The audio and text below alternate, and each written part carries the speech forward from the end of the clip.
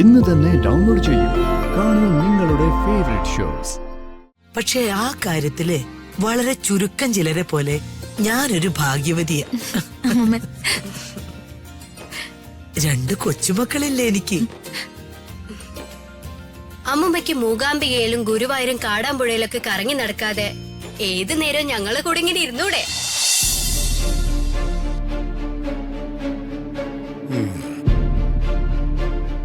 എന്താ മിനിസ്റ്റർ പ്രതാപവർമ്മേ, ഗാഢമായിട്ടൊരു ആലോചന? എന്താ നിങ്ങൾ എന്നെ ഇങ്ങനെ പകച്ചു നോക്കുന്നേ? ഞാൻ മറ്റാരും അല്ലടോ, നിങ്ങളുടെ മനസ്സ് തന്നെയാ. നിങ്ങള് മാനസികമായി ആകെ തകരുകയാണെന്ന് എനിക്ക് മനസ്സിലായി. അതറിഞ്ഞ് നിങ്ങളെ ഒന്ന് ആശ്വസിപ്പിക്കാൻ വന്നതാ ഞാൻ. തികച്ചും അർത്ഥപൂർണമായ ഒരു ജീവിതമല്ലേ നിങ്ങൾ നയിച്ചത്. ആർക്കും ഒരു ദോഷവും ചെയ്തില്ല, കഴിയുന്നത്ര എല്ലാവരെയും സഹായിക്കുകയും ചെയ്തു. ഭാര്യ ഉപേക്ഷിച്ചു പോയിട്ടും നിങ്ങൾ നിങ്ങളുടെ മകളെ വളർത്തി. അതും നിങ്ങളുടെ തന്നെയാണോ എന്ന് ഇപ്പോഴും ഉറപ്പില്ലാത്ത നിങ്ങളുടെ മകളെ. അതെ, അവള് എന്റെ മകൾ തന്നെയാണോ എന്ന് എനിക്ക് വ്യക്തമായിട്ട് ഉറപ്പില്ല. എങ്കിലും ഞാൻ അവളെ എന്റെ മകളായി തന്നെ സ്നേഹിക്കുന്നു. അതൊരർത്ഥത്തിൽ ത്യാഗവും തന്റെ കാരുണ്യവും അല്ലേ പ്രതാപ? കഴിഞ്ഞുപോയ തന്റെ ജീവിതത്തിലുടനീളം താൻ ഒരു ആത്മപരിശോധന നടത്തിയാൽ നിങ്ങൾ തെറ്റൊന്നും ചെയ്തിട്ടില്ല, നല്ലത് മാത്രമേ ചെയ്തിട്ടുള്ളൂ. അതെ, അധികാര വഴികളിലും ഞാൻ അഴിമതികളൊന്നും ചെയ്തിട്ടില്ല. കറക്റ്റ്. തനിക്ക് ആവോളാതാകാമായിരുന്നു, അഴിമതികൾ ചെയ്ത് കുറെ കൂടി സമ്പന്നനാകാമായിരുന്നു. പക്ഷേ ആദർശധീരനായ താൻ അതൊന്നും ചെയ്തില്ല. സ്വജനപക്ഷപാതം കാണിക്കാതെയും കളങ്കം വരുത്താതെയും കുറ്റമറ്റതും സംശുദ്ധവുമായ ഒരു രാഷ്ട്രീയ ജീവിതം താങ്കൾ നയിച്ചു. എന്നാൽ മകൾക്ക് വേണ്ടിയും കൂടപ്പിറപ്പുകൾക്ക് വേണ്ടിയും താൻ പണമുണ്ടാക്കാതെ ഇരുന്നില്ല. തന്റെ ബിസിനസ് സ്ഥാപനങ്ങളിലൂടെ താൻ ഒത്തിരി നേടുകയും ചെയ്തു. അതെ, അതൊന്നും എനിക്ക് വേണ്ട. അതെല്ലാം എന്റെ മകൾക്കും കൂടപ്പിറപ്പുകൾക്കും ഉള്ളതാ.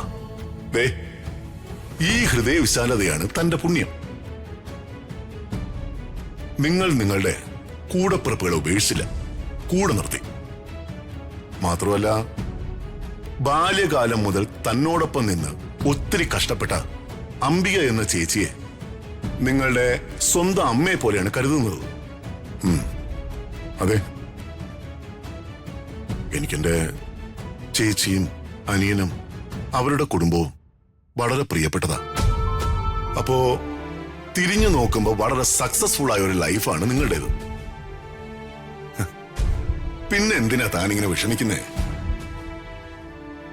ഓ, നിങ്ങൾക്കൊരു രോഗമുണ്ട് അല്ലേ? അങ്ങനെയാണ് പ്രതാപവർമ്മേ. ആരംഭങ്ങൾക്കെല്ലാം ഒരു അവസാനമുണ്ട്. അവസാനിക്കുന്നതിനും ഒരു റീസൺ വേണ്ടേ? അതാണ് ഈ രോഗം.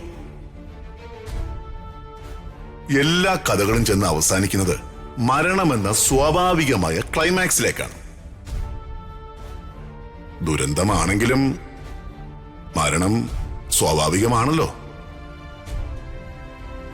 മരിക്കണം. ഈ ജീർണ വസ്ത്രങ്ങളായ ദേഹം അഴിച്ചുവെച്ച് ആത്മാവിന് തിരികെ പോണം. അതിന് പരമാത്മാവിൽ ലയിക്കണം. അതുകൊണ്ട് ആസന്നമായ മരണത്തെക്കുറിച്ച് ഓർത്ത് താങ്കൾ ഇനി ആദി പിടിക്കണ്ട. അതിന് സ്വീകരിക്കാൻ മനസ്സിനെ സജ്ജമാക്കാൻ നോക്ക്. ഇനിയുള്ള തന്റെ ജീവിതത്തില് മാനസിക സംഘർഷങ്ങൾ പരമാവധി ഒഴിവാക്കുക. ശാന്തിയും സമാധാനവും മാത്രം കണ്ടെത്ത്. ചുറ്റുമുള്ളവരിൽ പലരും തന്നോട് തെറ്റ് ചെയ്തവരായിരിക്കാം. അതൊന്നും മനസ്സിലെടുത്തിട്ട് അലട്ടാതെ സ്വസ്ഥതയും സമാധാനവും മാത്രം കണ്ടെത്ത്. മകള് ആരുടെയെങ്കിലും ആയിക്കോട്ടെ. പക്ഷേ അവൾ അച്ഛാന്ന് വിളിക്കുന്നത് നിങ്ങളെ മാത്രമാണ്. അവളെ നിങ്ങൾക്ക് പൂർണ്ണമായിട്ടും ഇതുവരെ സ്നേഹിക്കാൻ കഴിഞ്ഞിട്ടില്ല. ബാക്കിയുള്ള ജീവിതത്തില് അവളെ സ്നേഹിക്കാൻ ശ്രമിക്കുക.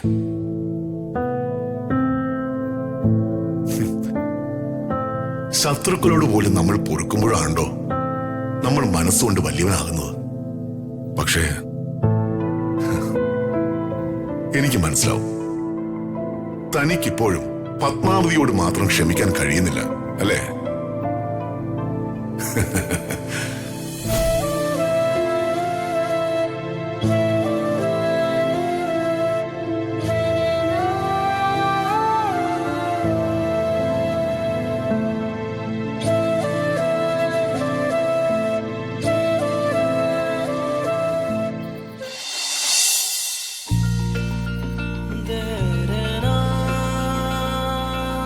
അപ്പുറത്തും ഇപ്പുറത്തും ഇരുന്ന് രണ്ടെണ്ണം കൂടി എന്നെ ഞെക്കിക്കൊല്ലും. അമ്മുമ്മയോട് ഇങ്ങനെ ഒട്ടിയിരിക്കുമ്പോ എന്തൊരു ആശ്വാസാണെന്നോ.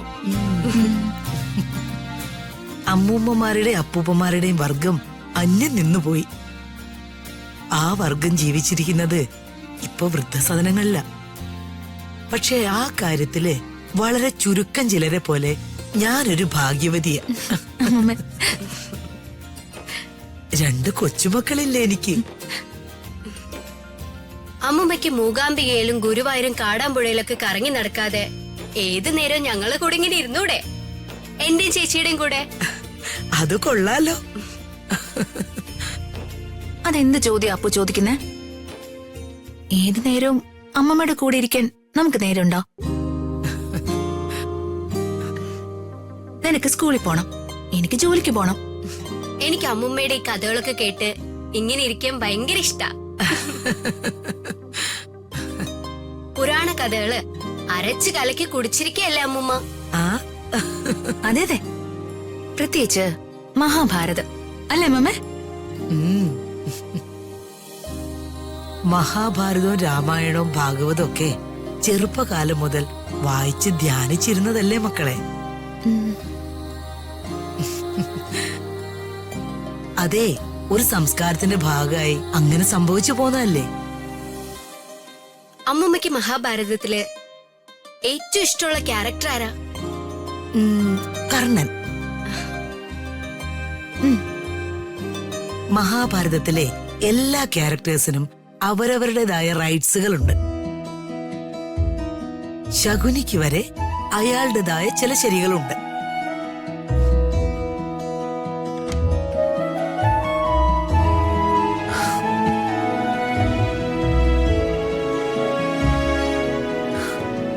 അത് ശരി, ഇതുവരെ കഥ പറച്ചിലൊന്നും കഴിഞ്ഞില്ലേ? എവിടെ കഴിയ, വെളുക്കും വരെ ഉറക്കും എന്നെ ഈ രണ്ടെണ്ണം കൂടി. അകലേ നോവിനാലേ